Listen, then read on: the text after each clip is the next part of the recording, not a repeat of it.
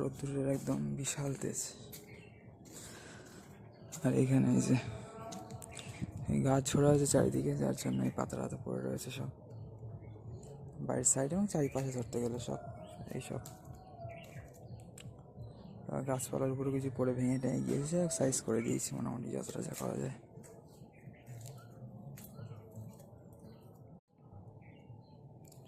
বন্ধুরা এই হচ্ছে আপাতত বাড়ির পরিবেশ, ঠিক আছে?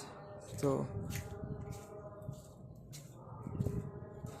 এই একটু পিছন দিকটা যদি আমরা যাই তো এরকম কি দেখতাম, রোদ্দুরে কিন্তু প্রচণ্ড তেজ। আজকের থেকে কুয়াশাও তেমন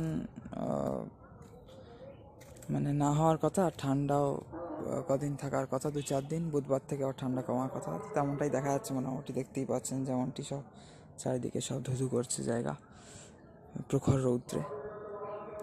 সবাইকে বন্ধুরা হরে কৃষ্ণ, রাধে রাধে। আর এদিক ওদিকে অ্যানাউন্সমেন্ট হচ্ছে প্রজাতন্ত্র দিবসের দিন আর কি হয় টুকটাক এদিক ওদিক কোনো অনুষ্ঠান বা খেলাধুলো ইত্যাদি হয় না প্রজাতন্ত্র দিবসের দিন, আজকে সেটাই হচ্ছে আর কি।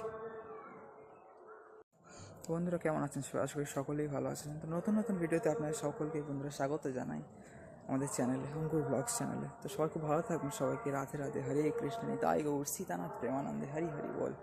जय जय श्री राधे श्याम, जय जय श्री सीताराम, जय श्री निताई गौर सीतानाथ प्रेमानंदे, हरि हरि बोल, जय सियाराम।